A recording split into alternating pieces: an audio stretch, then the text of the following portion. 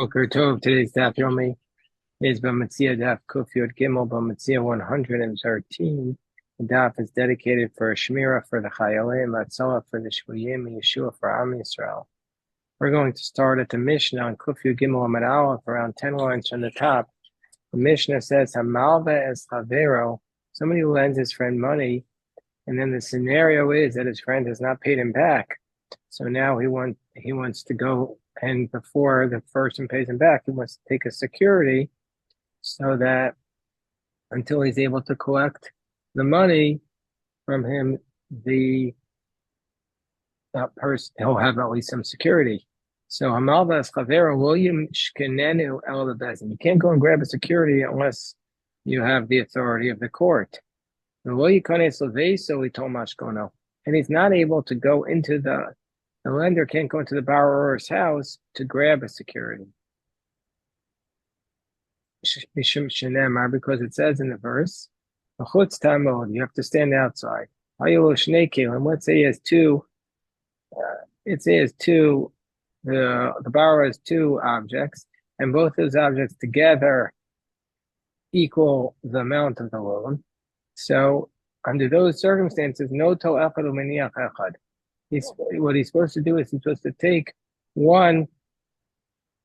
He's supposed to take one security and leave one security. And he returns the pillow at night and the macharesha during the day. Macharesha is typically throughout Shas translated as a plow. However, this Rabbeinu Tam says it can't be a plow here because of certain factors, and so therefore Rabbeinu Tam is going to say that this, as we'll see on Rabbeinu Tam is going to say that this is not referring to a plow, but rather to a personal hygiene item. We'll deal with that at the bottom of our daf today. And if the borrower dies, the lender doesn't have to return the security to the heirs of the borrower, because the verse says specifically referring to him, to the borrower. Rashbag says, even to the lender, even to the borrower, you only have to return it for the first 30 days. After 30 days, then he could sell it in court. He could sell the security and take the cash that he's entitled to. So now the Gemara says, Amar Shmuel. Shmuel introduces a chiddush. What's the chiddush of Shmuel? Shliach bezdin minateach netuchi in aval mashkune lo. So even the agent of the court, is able to take the security, but Shmuel limits how he can do it. Minateach nesucha in. He's able to snatch the security, snatch it off the street if the person takes it outside. But he's not allowed to go into the house and grab a security. Only when he sees him in the marketplace. Even the agent of the court can't enter into the house of the borrower.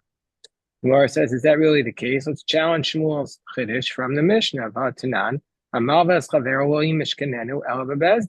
If you lend your friend money, you're not allowed to grab the security unless you have a court. They call it the bebezdin mimashkin. It doesn't imply that the court itself can go into the house to grab the security.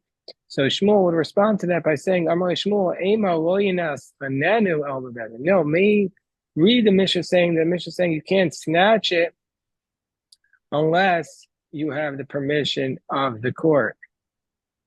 That's how you read it. But even the court cannot go in to the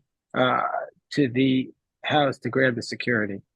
Indeed, we learned this logical. To Katani Seifa, well, you can't so we told Mashkono.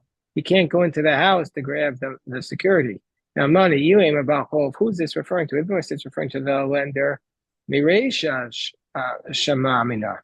We learned this from the first clause that he's not allowed to grab the security. Only the court can grab it. So it must be that who's the one who can't go into the house? Like Shmuel was saying, it's the agent of the court. Gemara says, no, that clause is not approved for Shmuel. Why? Because this is how we read our Mishnah. Our Mishnah is saying the following. This is how we read it. Malvas Chavero, somebody who lends his friend money. William Shkanenu El Bebezdin. You can't grab a security unless you have the permission of the court. Mikal to Bebezdin and Mashkinim. So the court can grab the security. Ubachov, so meaning to say the court can grab the security if he's outside the house. Ubachov afilu nisucha namilo. And a lender can't even grab it outside the house. Why? No, because it's a decree. Maybe he might go into the house and grab it. And so therefore, we're seeing from here that the way to read it, there's another possible way to read it. And the way, you don't have to read it like Shmuel. You could read it that somebody who lends his friend money, only the court can go in and get it. But the person who's not part of the court, a regular person, the lender, he can't even grab it outside because then he might end up going in. And so therefore, the Mishnah is not necessarily approved for Shmuel. So Masav Rav Yosef challenges Shmuel. Again, what is Shmuel's position? Shmuel's position is that the court, the representative of the court, is not even allowed to go into the house of the borrower to seize a security. So Masav Rav Yosef challenges him because the verse says, "V'yachbol rechayim v'rechav." It says in the pasuk. So Rav Yosef is challenging Shmuel from a pasuk. The pasuk says you're not allowed to go in and seize as a security the millstones, these parts of the millstones. And the reason is because we'll see on Amar Beis, and it's something that was ochel nefesh, something was part of like daily sustenance. You're not allowed to take as a security. So hadvarim acherim, it doesn't just imply, but with respect to other things,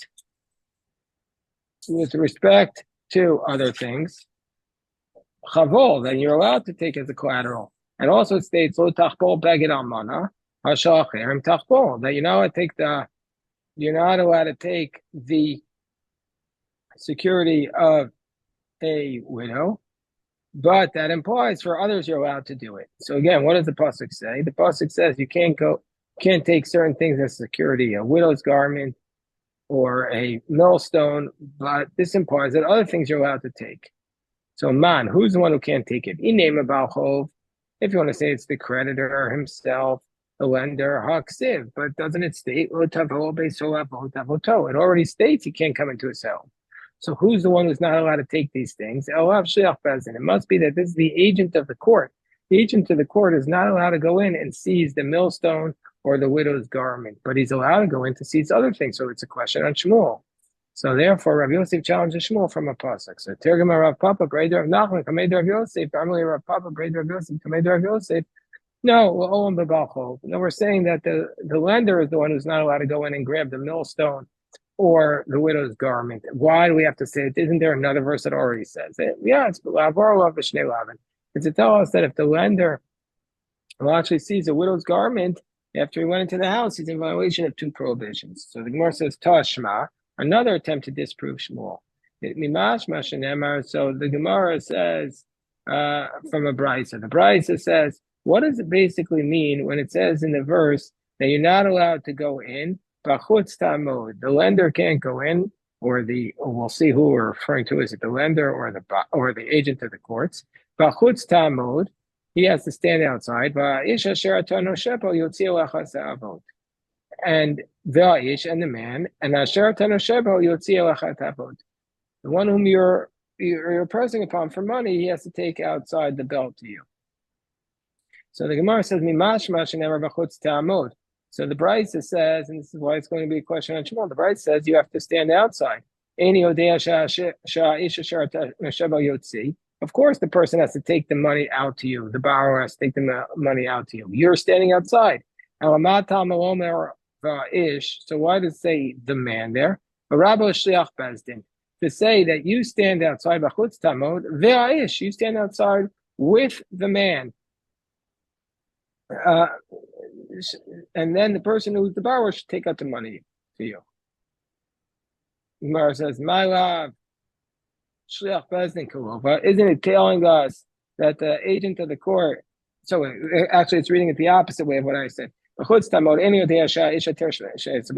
say va'ish? So the word va'ish is coming to include the agent of the court, and to tell us my love, isn't it telling us Shliach Bezdin Kulova, and we're on top of 113b now. Isn't telling us that the agent of the court, is like the borrower, that they both can bring it out to you. And so therefore it's teaching us that the agent of the court is allowed to enter into the house, and therefore it's a question on Shmuel.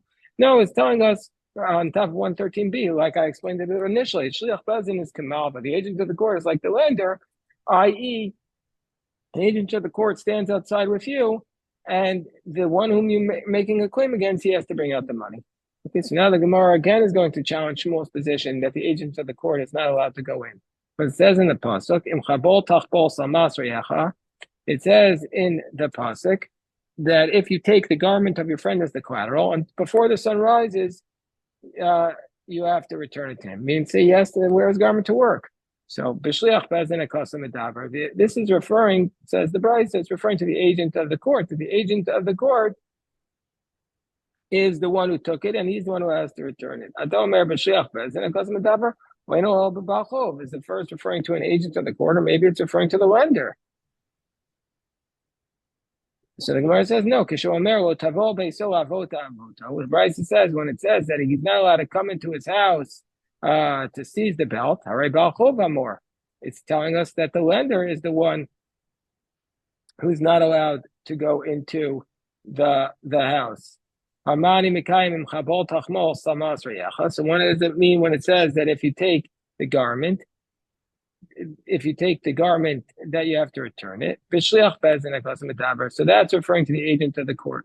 So we see from here that the agent of the court is for sure allowed to go into the house, because it says that you have to return it. So we see from here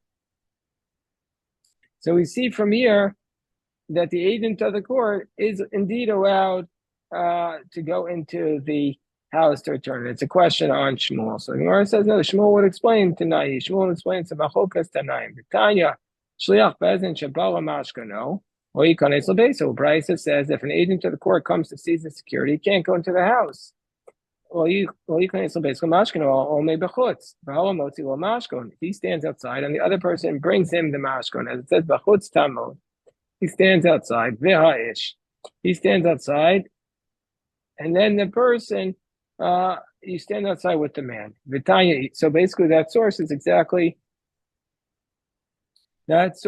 says exactly like Shmuel. So Shmuel has a complete source for him. Whereas another Brisa says, the lender cannot go in, he has to stand outside. And the borrower brings it out, and says he stand outside.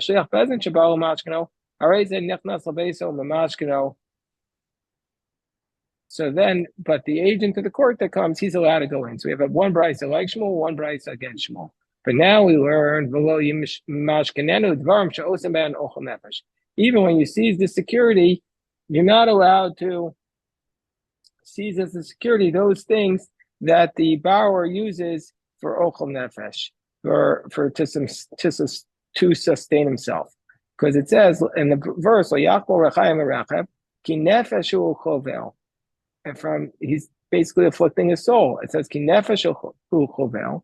So we include from here any utensil that you use for ochel nefesh that you're prohibited to seize it as a security if he's using those utensils. So the Gemara says,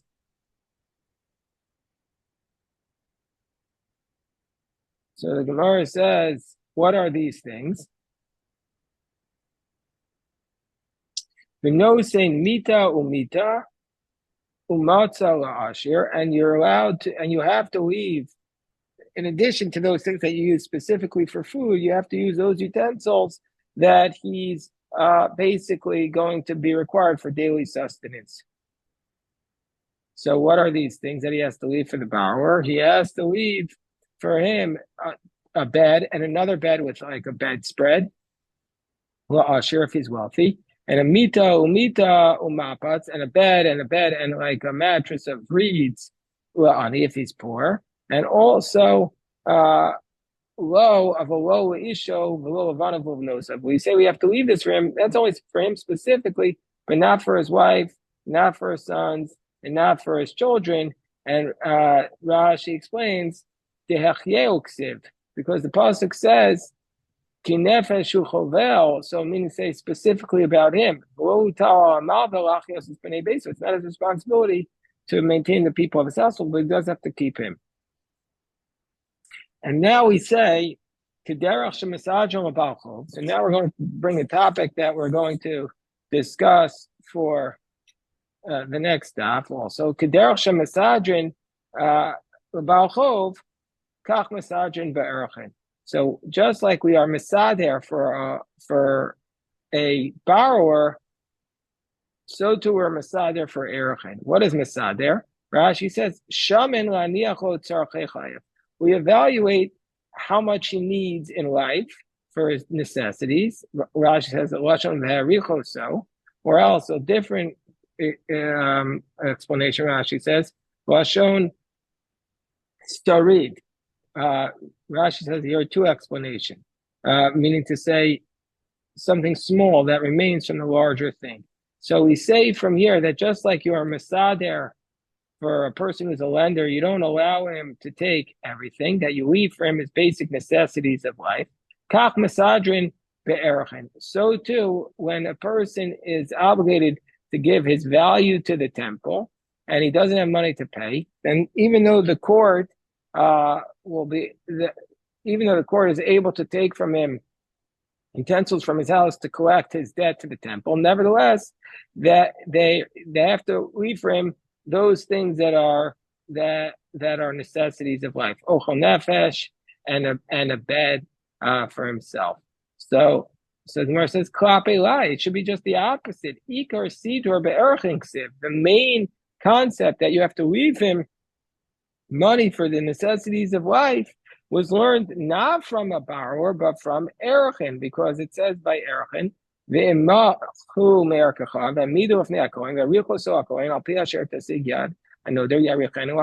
rabbis learn out who meaning to say he's the one who needs to be supported, and so therefore it's the whole source from it is from erchen.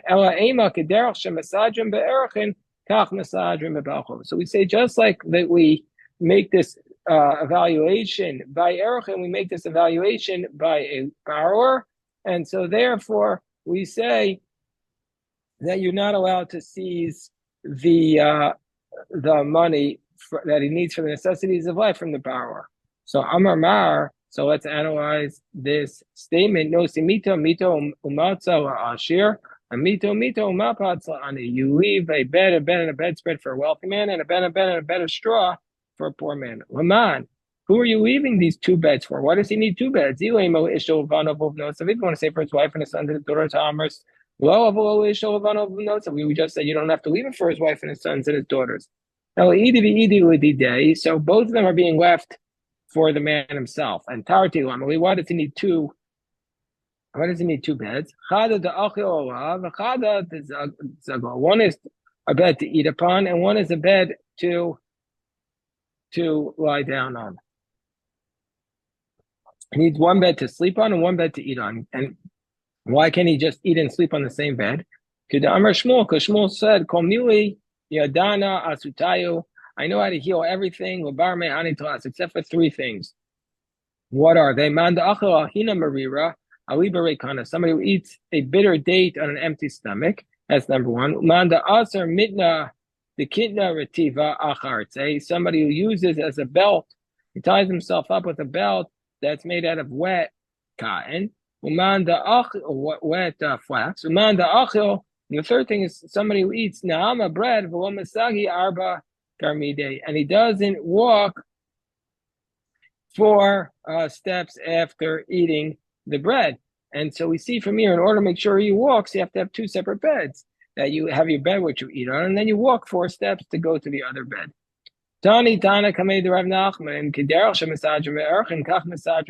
Just like you arrange for the erchen, so too before you seize the before you seize the money from the borrower, we arrange the money. So Amalei Hashta Zebuni Mizamnunale Siduri Misadrinale. 1 second, we just said that after 30 days, we said in our Mishnah that what was the position that we're allowed to do after 30 days? that Rabbi Shimon Gamliel says you sell as objects. You sell as objects. So now we're saying you could sell all as objects. So then why are we arranging it? Once we just said that you're allowed to sell it, even the borrowers that he needs, like his pillow and his and his plow. So again, we're in the bottom of 113b. So I'm gonna just repeat this again. Tani Tana Kamei Rav Nachman. A Tana was saying this in front of Rav Nachman, and the Tana said this brisa, which said Kederach Shemasajim Be'erachin Kach Masajim Bachov. That just like we evaluate that we leave him over the necessities of life by Erachin, so too we leave over these necessities by a creditor. Meaning, say we leave the borrower the utensils that he needs, and we don't take everything for a debt. So Rav Nachman challenged that Tana. He said, "What? 1 second. Even those kelim that the borrowers need, hashtas abunim izavninale. We just said that after 30 days, that you can sell them off. It's in our Mishnah. If that's the case, Sidur Misajinale, what's the reasoning why we would evaluate the borrower and we don't take from him all the utensils, even the ones that are listed in the price? So we just say you're allowed to sell them after 30 days. The Gemara says, wait 1 second. Umi Mizamninale, is it really the case that you're allowed to sell these securities that you took that the borrower needs? We just said that you can't, that you return it during the pillow at night and the plow during the days. And Gemara says, no, Tana, Rabbi Shimon Gamliel Tana. The one who taught this price for Rabbi Shimon Gamliel, one who taught this price in front of Rabbi Nachman, Rabbi Shimon Gamliel Tana Kamei. He taught the whole price in the name of Rabbi Shimon Gamliel, meaning Rabbi Shimon Gamliel says that you evaluate the necessities of the borrower and you leave that for him. And Rabbi Nachman then asked, 1 second, what do you mean you leave it for him? We just said you sell it. So, and that's what Rabbi Nachman said. Rabbi Shimon Gamliel said, we just said to Rabbi Shimon Gamliel that after 30 days, that you sell everything. So then what is that you sell the security? What does it mean? And we're talking about a plow and a pillow. Then what does that mean? Why are we evaluating? We just said you sell it. So, and how do we know that that's the position of Rabbi Shimon Gamliel? The Tanah Rabbi Shimon Gamliel Omer Afla Atzmo Eino Machzir Ela Ad Shloshim Yom. And we know that that's Rabbi Shimon Gamliel's position because Rabbi Shimon Gamliel says that in our Mishnah that you sell it after 30 days. So first of all, the Gemara says, let's challenge Rav Nachman's question. Again, what's Rav Nachman's question? Rav Nachman's question was that we should, why do we say that you evaluate it when we just said you could sell his pillow and his plow? So the Gemara says, how do we know that Rabbi Shimon Gamliel, when he says you sell off the stuff in the Mishnah that you took as security, how do you know he's selling it completely? Maybe all he's saying is that the first 30 days you return the actual pillow, the actual plow. And after 30 days, you basically give him back a pillow, but you don't have to give him back such a fancy pillow. You give him back a lesser quality pillow, but make sure he has a pillow. The Gemara says, no. No, if you want to say that, that's what Rabbi Shimon Gamliel is saying, that this guy doesn't need such a fancy pillow.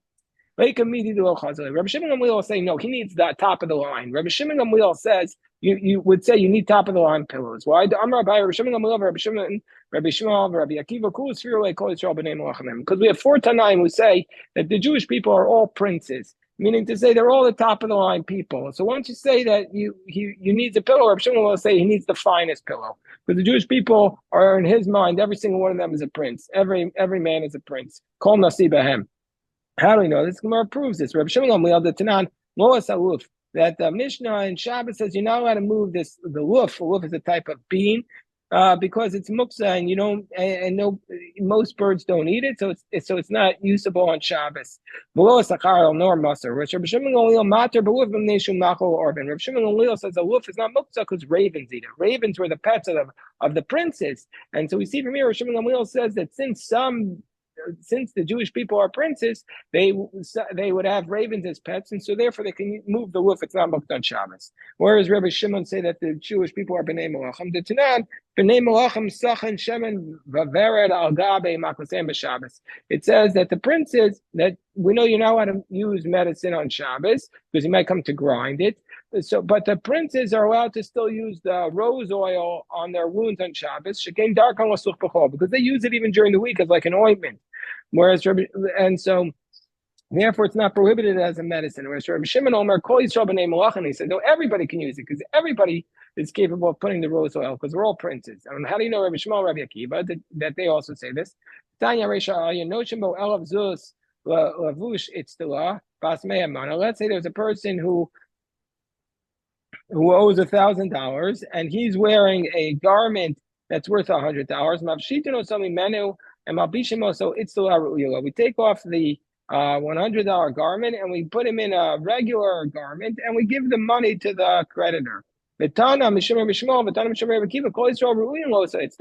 make him wear a lesser garment. Everybody's worthy to wear their garment. So we see that they're also the position.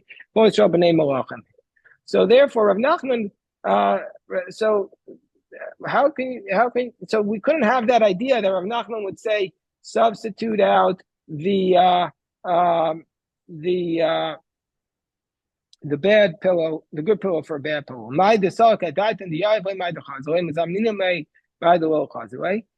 Gemara says, wait 1 second. According to that approach that you had initially thought, Meikara, that you take away his the fancy pillow and give him a lesser pillow, Bishlam Makar Bekassis. Okay, makes sense. By a pillow and a blanket, okay, you might make sense that you could use a lesser one, but there isn't the same range by a plow. Or Tosfos says that the macharisha is not a plow, as we'll see why in a moment. So what's the assumption there? So Amar Rav Barava macharisha de kaspa. Now we're talking about a silver macharisha. So there is a discrepancy, and so you might have thought you could switch it out. So that's why Tosfos says that the mechari, silver plow doesn't make sense because the silver is very soft metal. I know somebody in Washington, he put in a sterling silver sink and it got dented. It's stupid, right? So those things, it's like a personal hygiene item, and so therefore you might think you could switch it out. But now the Gemara says, Rav Chaga, why do we say that we evaluate? The creditor can't just take whatever he wants from the borrower. He has to evaluate the borrower and leave him the necessities of life. But why? Lame away. Why can't the lender say to him, okay, fine, I understand you need the basic necessities, but that's the community's responsibility. Why is it my responsibility to support you? I don't have to lose my debt to give you the basic necessities of life. That's the community's job to give you tzedakah. Amarle Abai, so Abai says to Rav Chisda, Ivra Rashi says, it's an unusual word, it means truth, you're right. Alea Karami, the person who's the lender, it's his responsibility to support him. Meaning to say, Mishum Shenemar Ulchati et tzedakah. It's your job to give him tzedakah, because since you are in dealing with him in business, now it becomes your responsibility to support him.